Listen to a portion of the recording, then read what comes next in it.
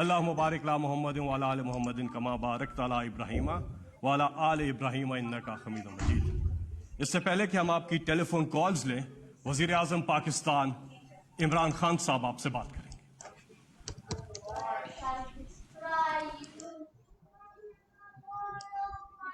आपकी कॉल से पहले बहुत अहम आपसे बात करना चाहता हूँ, और वो है कि जो कोरोना का ये जो तीसरा वेव है, इसको मैं आप सबसे ताकीद करता हूँ कि पहले और दूसरे जो वेव आया था, पहला तो सबसे ज़्यादा आया था और दूसरा कम आया था, ये सबसे ख़तरनाक है।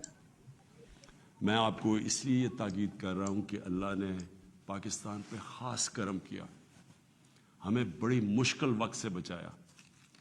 अगर हमारे ऊपर हमारा उसी तरह का कोरोना का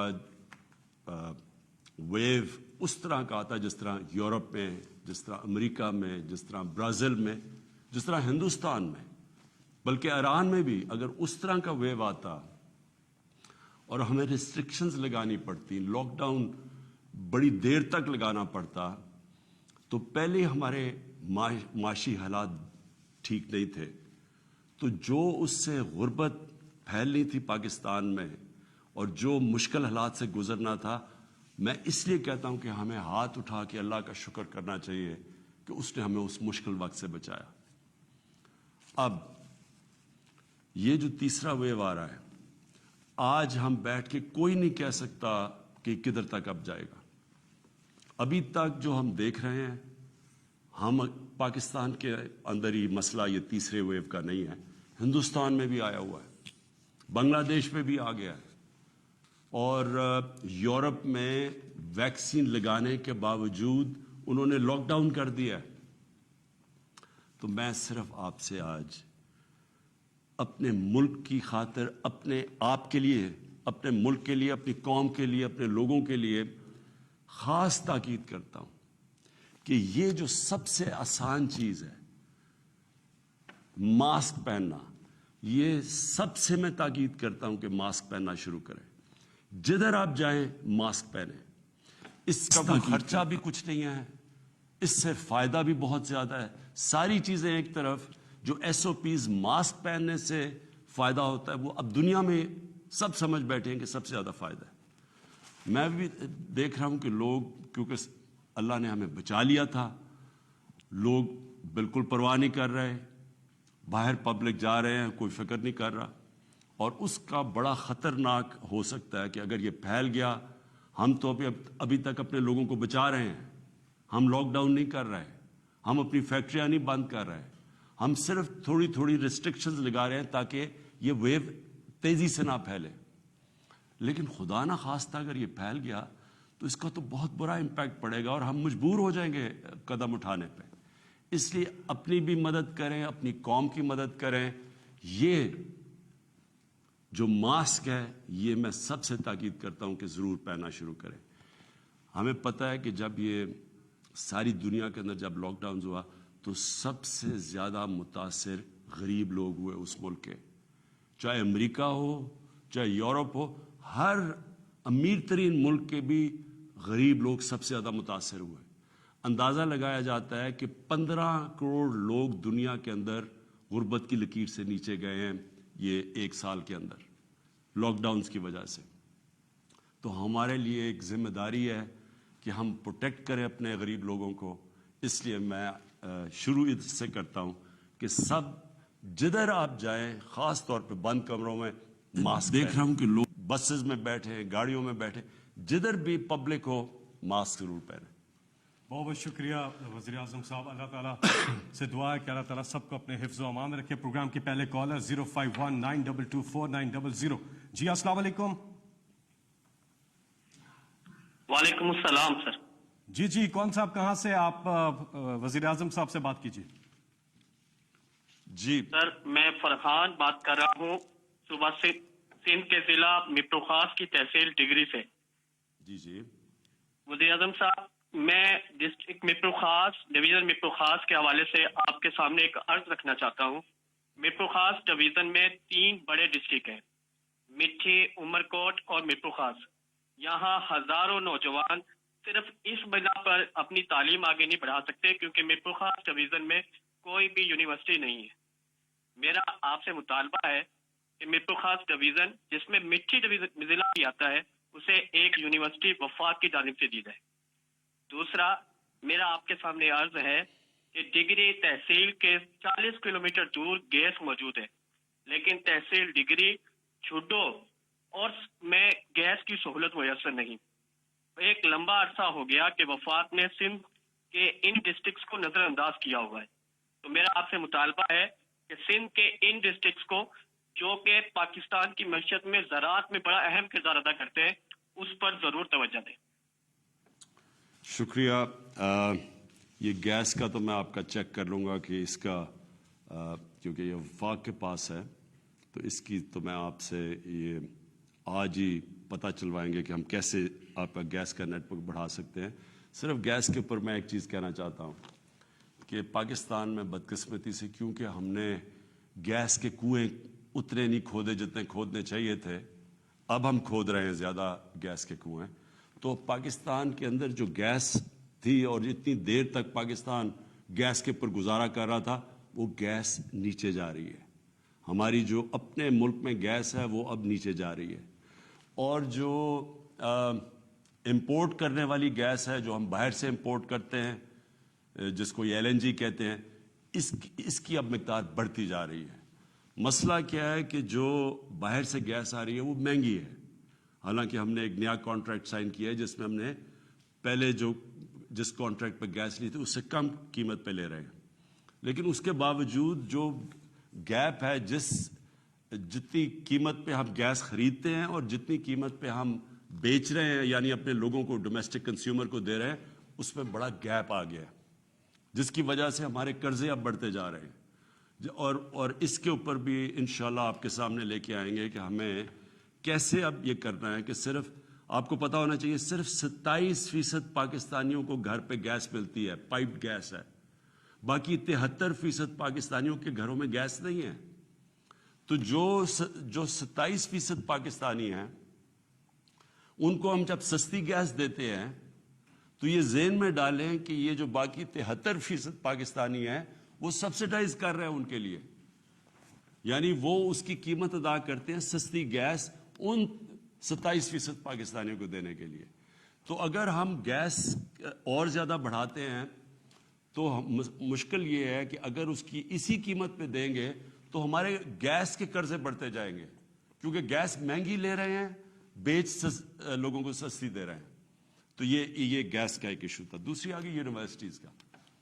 देखिए, यूनिवर्सिटीज़ का ये तो बिल्कुल आप बात ठीक कहते हैं कि हायर एजुकेशन ये एक कौम के अंदर सबसे बड़ी नेमत होती है।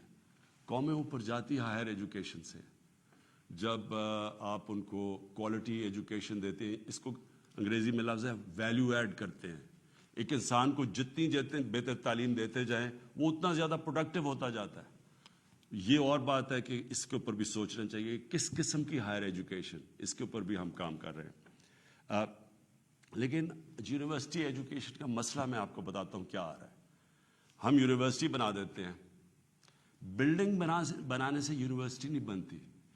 जो फैकल्टी होती है, यानी कि जो क्वालिटी प्रोफेसर्स की होती है और PhDs जो वहाँ पढ़ाते हैं यूनिवर्सिटीज़ में, उसके ऊपर डिपेंड करता है। अगर वो क्वालिटी की फैकल्टी हो तो यूनिवर्सिटी का फ़ायदा है। अगर आप यूनिवर्सिटी बना देंगे और उसके अंदर क्वालिटी की फैकल्टी नहीं आती, तो वो फिर यूनिवर्सिटीज़ जिस तरह की डिग्रीज देते हैं, आपके सामने है, बेचारे डिग्रीज लेके लोग बेरोज़गार फिर रहे होते हैं। तो ये इस वक्त मसला है, और ये इसके ऊपर एक पूरा हम एक चेंज लेके आ रहे हैं हायर एजुकेशन में, क्योंकि पहले जो हायर एजुकेशन के सरबराह थे वो हमारी गवर्नमेंट ने नहीं उनको सेलेक्ट किया था। अब हम अपनी एक विजन के मुताबिक सरबराह लेके आ रहे हैं और हायर एजुकेशन के अंदर कई बड़े चेंजेस करने लगे हैं।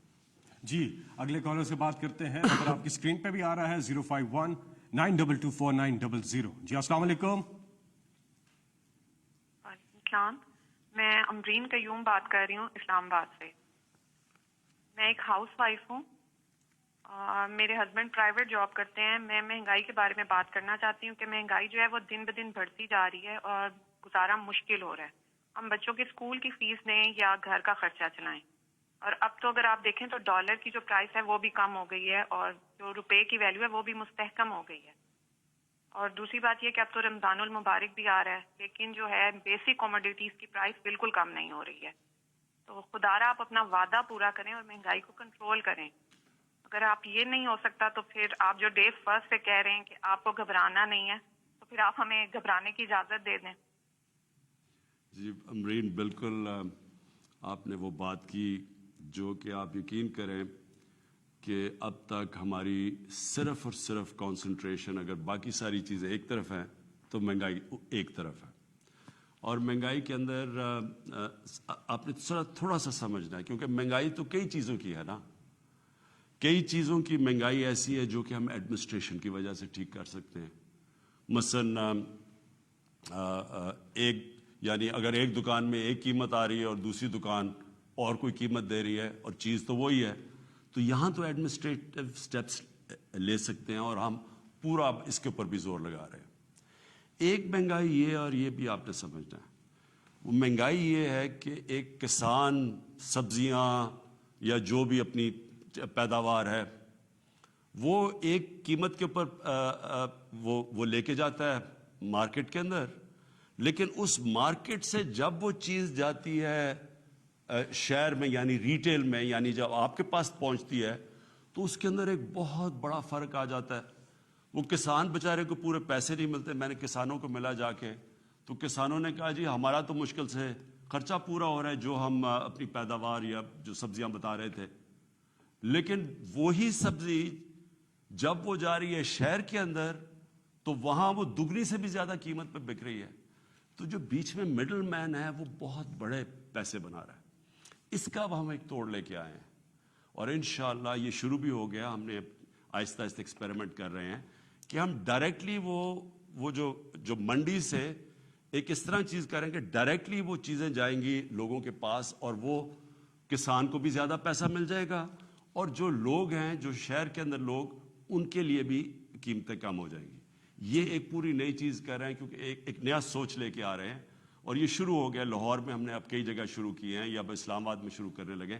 یہ شہروں کے اندر اب ہم کرنے لگے. اس سے بھی فرق پڑے گا. ایک تیسرا طریقہ ہے، ایک تیسری وجہ ہے، وہ ہے جو میں شروع میں آپ کو کہتا ہوں کہ جب روپیہ مثلا ہمارا روپیہ اب آپ ہمارے آنے کے بعد 107 روپیہ تھا. ہمارے آنے سے پہلے روپیہ 124 تھا، لیکن اس سے 6-7 مہینے پہلے 107 کا تھا. یعنی 2018 کی شروع میں تقریباً 107 روپے کا ڈالر تھا اور وہ 2018 کے بعد وہ بڑھتے بڑھتے پہنچ گیا 160 روپے پہ.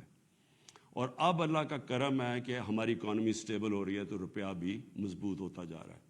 اس کا آپ کو افیکٹ آئے گا. مثلا امیجیٹلی افیکٹ تو آ گیا نا کہ ڈیزل کی قیمت گر گئی، آپ کو پیٹرول کی قیمت نیچے آ گئی، تو یہ تو آپ کو افیکٹ نظر آ گیا جب روپیہ مضبوط ہوا. لیکن اس کی جو جب 107 سے 150 روپے پہ بھی گیا تو اس کا افیکٹ کس کے اوپر پڑا؟ بجلی کے اوپر پڑا. آدھی بجلی بنتی ہے تیل سے، تیل ہوتا ہے امپورٹ.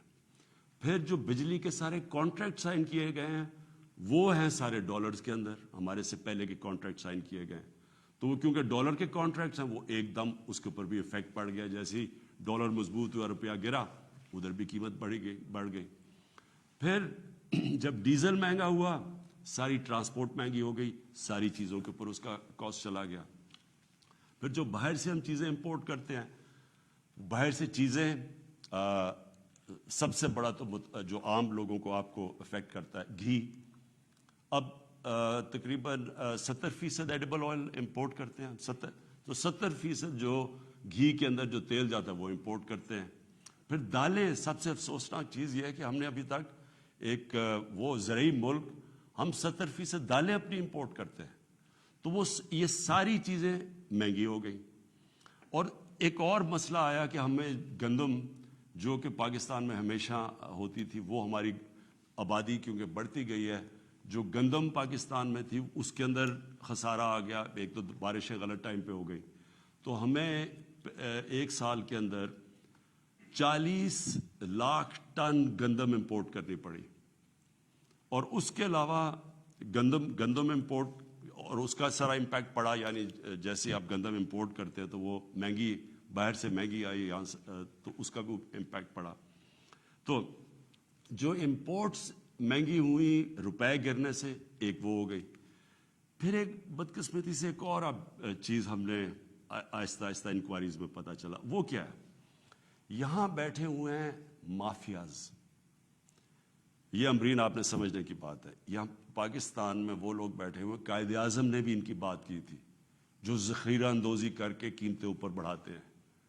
یہ مافیاز بیٹھے ہوئے تھوڑے سے لوگ ہیں, یہ سٹا کھیلتے ہیں. عموماً تو چیز تب مہنگی ہوتی ہے جب اس کی سپلائی کم ہو جائے. مثلا اگر کمی ہو جائے کسی چیز کی, اگر چینی کی کمی ہو گئی تو زیادہ لوگ چینی مانگیں گے, اس کی قیمت اوپر چلی جائے گی. لیکن یہاں چینی پڑی ہوتی ہے, ذخیرے پڑے ہوتے ہیں چینی کے, لیکن قیمت اوپر جانی شروع ہو جاتی ہے.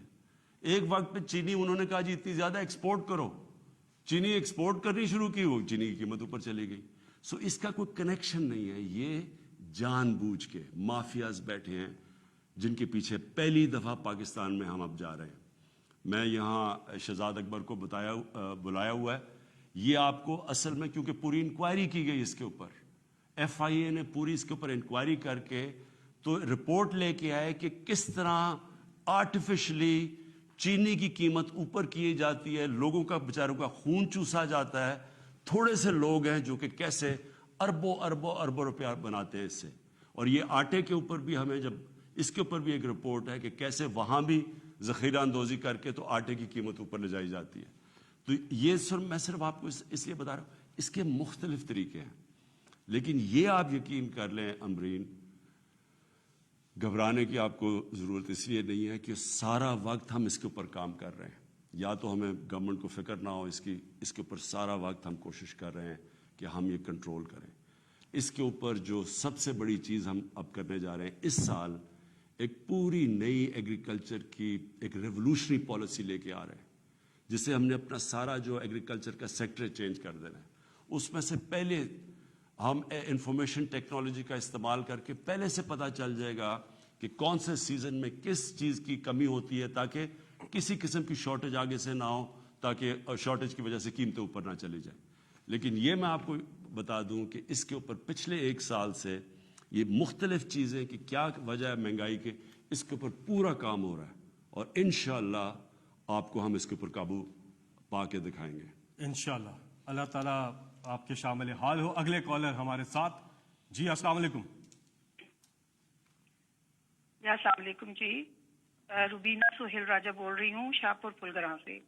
جی جی حکومت کی ترجیحات میں سے حکومت کی ترجیحات میں سے 3 چیزوں کے لیے سوال کرنا چاہوں گی. صحت, ایجوکیشن اور کرپشن تھی میرا خیال ہے. تو صحت کے حوالے سے تو گورنمنٹ کے جتنے بھی ہاسپٹلز ہیں وہاں تو اب وہ پیسے لے رہے ہیں, سارے ٹیسٹ باہر سے کرا رہے ہیں, کچھ بھی وہ فری آف کاسٹ نہیں دے رہے. دوسرا, جو ڈاکٹرز پرائیویٹ جا کے کلینکس میں بیٹھتے ہیں وہ ایسی پرسکرپشن بنا کے دیتے ہیں جن سے وہ اپنے جہاں ان کے کمیشن ملتے ہیں تو وہاں سے ان کمپنیز کا نام لکھ کے دیتے ہیں, جو کہ 10 گنا مہنگی ہوتی ہیں عام دوائیاں جہاں سے سستی بھی مل سکتی ہیں. اور ایک تو وہ چیز ہے, وہ غریب بندہ تو بس ایسے ہی مر جائے گا.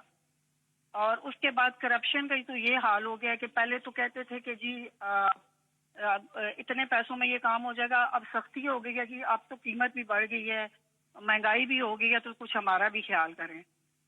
تو اس کے لیے میں صرف پرائم منسٹر صاحب کو ان 2 چیزوں کے لیے بتاؤں گی. اور جو پھلگراں کا ایریا ہے, یہاں سے ہمیں بہت محنت سے آپ لوگوں کو بہت زیادہ محنت کی اور ووٹیں دی ہیں. ہم اللہ کے آسرے پہ بیٹھے ہیں, کوئی کام ہمارا نہیں ہو رہا اس ایریا میں. خود ہی جو کرتے ہیں, گلیاں بھی خود بنا رہے ہیں, پائپ لائنز بھی خود ہی ڈال رہے ہیں, کوئی ادھر آتا ہی نہیں ہے, کوئی ہے ہی نہیں ہمارا سننے والا. تو جی اچھا, میں آپ کی یہ 3 یعنی آپ کے مختلف سوال ہیں. سب سے پہلے جی جو ایشو ہے اس وقت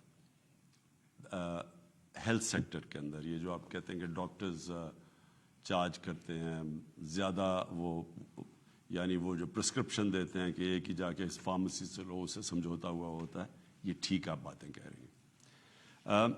मैं पहले आपको बता दूं कि आपको अंदाज़ा नहीं है कि जो हेल्थ सेक्टर है इसके अंदर जितना बड़ा इनकलाब आ रहा है, ये पाकिस्तान को चेंज कर देगा बिल्कुल। वो कैसे आ रहा है? वो आ रहा है हेल्थ कार्ड की वजह से। हेल्थ कार्ड है क्या? पहली दफ़ा पाकिस्तान के अंदर हमने 2 सूबों के अंदर जिधर हमारी हुकूमत है, क्योंकि ये सूबाई सब्जेक्ट है, याद रखें हेल्थ सूबाई सब्जेक्ट है, ये 18th अमेंडमेंट के बाद हमारे पास नहीं है, लेकिन क्योंकि पख्तूनख्वा में तहरीक इंसाफ की हुकूमत है और पंजाब में और गिलगित बल्तिस्तान में, अब हम इन 3 सूबों के अंदर यूनिवर्सल हेल्थ कवरेज कर रहे हैं। मतलब ये कि हर शहरी को, पंजाब में इंशाल्लाह इस साल के एंड तक, पख्तूनख्वा में हो चुका है और गिलगित बल्तिस्तान में भी साल के एंड तक हर शहरी के पास हेल्थ कार्ड होगा। हेल्थ इंश्योरेंस हर ख़ानदान के पास होगी। मतलब ये है कि हर ख़ानदान अगर 10 लाख रुपए तक अगर उनके घर में कोई बीमारी है तो उस हेल्थ कार्ड से किसी भी अस्पताल में जाके अपना इलाज करवा सकते हैं। ये मैं आपको यकीन दिला रहा हूं कि ये डेवलप्ड मुल्कों में ऐसी चीज़ नहीं है। इसके अभी असरात आने वाले हैं, और असरात क्या हैं? इससे सबसे बड़ी चीज़ क्या होगी कि एक पूरा हेल्थ सिस्टम बन जाएगा। अब तक क्या होता रहा, सारे देहातों से लोग उठ के छोटे शहरों के अंदर गवर्नमेंट हॉस्पिटल्स में डॉक्टर जाते नहीं हैं, वो खाली पड़े होते हैं। सारे लोग उठ के तो शहरों की तरफ आ जाते हैं और शहरों के हॉस्पिटल भर जाते हैं सारे। ये जो हेल्थ कार्ड है, इसके अलावा कोई तरीका ही नहीं था एक इनकलाब लाने का, क्योंकि हम जो भी करें गवर्नमेंट सरकारी सिस्टम बन ऐसा गया है। और मैं ये ज़रूर कहूँगा कि ये बहुत बड़ी गलती हुई थी कि सारे हेल्थ सिस्टम को नेशनलाइज करने का। उससे हुआ क्या कि वो अब पोस्टिंग ट्रांसफ़र डॉक्टर्स की चलनी शुरू हो जाती हैं।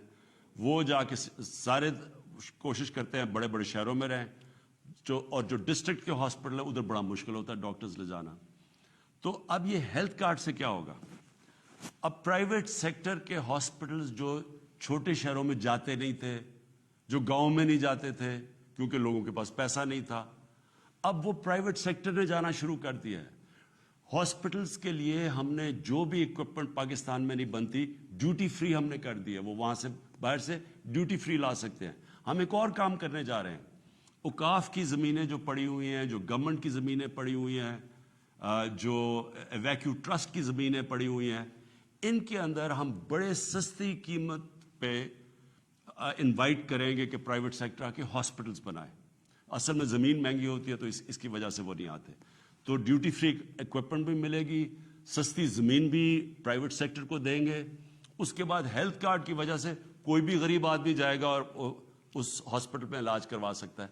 तो इससे इंशाल्लाह आने वाले दिनों में एक हॉस्पिटल्स का नेटवर्क बन जाएगा और लोगों को, क्योंकि उनके पास अपॉर्चुनिटी होगी कि अगर मेरे पास हेल्थ कार्ड है तो जो हॉस्पिटल अच्छा इलाज करेगा मैं उधर जाऊंगा, तो हॉस्पिटल्स में कंपटीशन होगी फिर। तो ये इंशाल्लाह एक इनकलाब जो आ रहा है, ये आने वाले अब दिनों में अब देखेंगे। आपका दूसरा पॉइंट। प्राइम मिनिस्टर साहब, हमें एक ब्रेक पे जाना है और उस दूसरा सवाल का जवाब आपसे गुजारिश है कि ब्रेक के बाद दीजिएगा। आपकी कॉल्स का सिलसिला जारी है। हम छोटा सा एक वक्फा लेंगे, वक्फे के बाद फिर हाजिर होते हैं।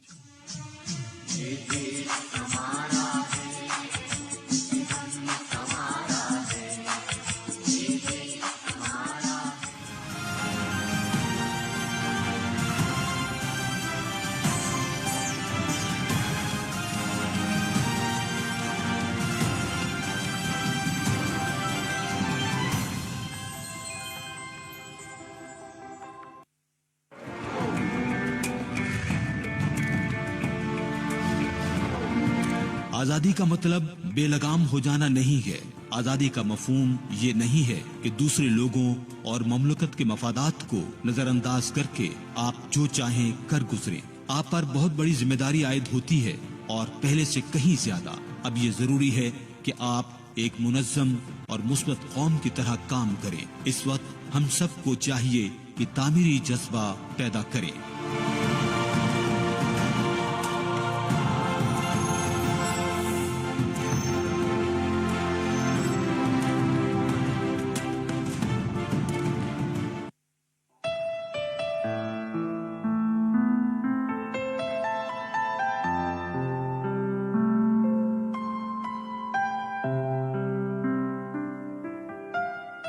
तू शाही है परवाज है काम तेरा, तेरे सामने आसमां और भी हैं।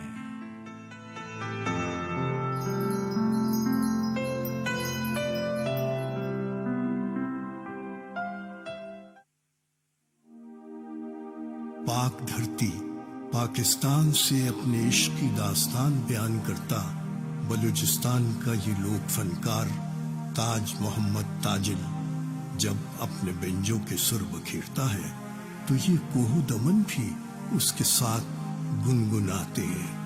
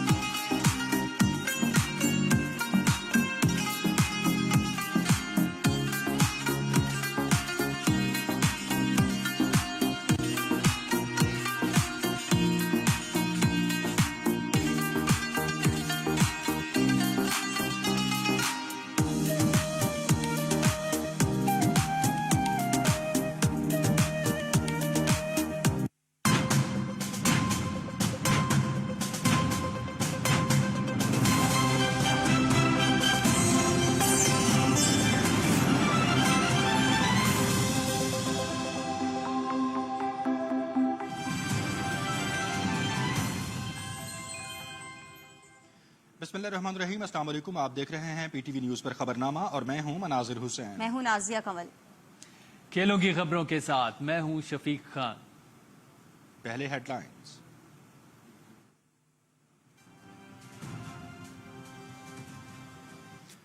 वजीर आजम इमरान खान अवाम से टेलीफोन पर बातचीत कर रहे हैं।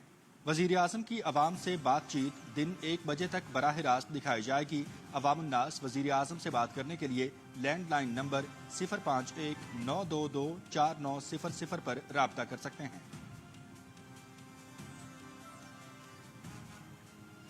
दुनिया भर में मसीही बिरादरी आज ईस्टर का त्यौहार मना रही है। वजीर आजम इमरान खान की ईस्टर के मौके पर मसीही बिरादरी को मुबारकबाद।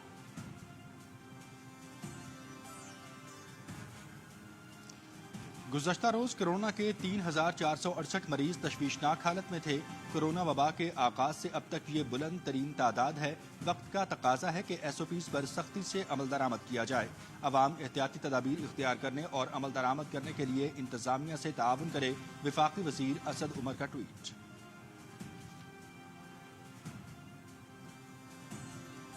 कोरोना की तीसरी लहर का जोर, मुल्क में मजीद 81 अफराद लुकमा अजल बन गए। 5,020 नए cases report. Single dose CanSino vaccine का आगाज कल से होगा।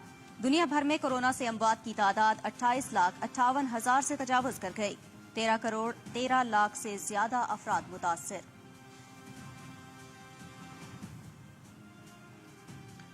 मुल्क भर में इंसदादे पोलियो मुहिम जारी। अब तक 5 साल की उम्र तक के 3.5 करोड़ से जायद बच्चों को कतरे पिलाए जा चुके हैं।